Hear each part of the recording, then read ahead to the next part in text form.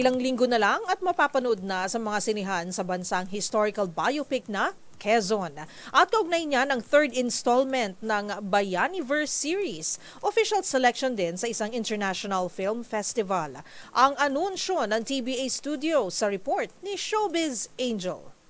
Nakatakdaring mapanood sa big screen abroad ang upcoming historical film na Quezon o ang kwento ng dating Pangulo at tinaguriang ama ng wikang pambansa na si Manuel L. Quezon. Sa anunsyo ng TBA Studios, ang third and final installment ng Bayaniverse series na pinagbibidahan ni Jericho Rosales, official selection sa 45th Hawaii International Film Festival. Ang screening dates, October 26 and 28.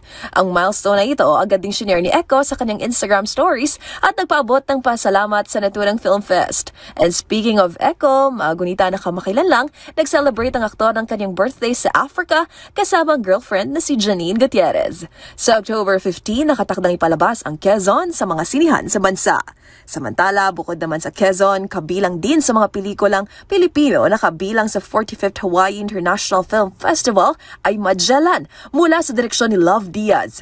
Food delivery fresh from the West Philippines Sea, direct Baby Ruth Villarama, at Eraserheads Combo on the Run directed by Maria Dayan Ventura.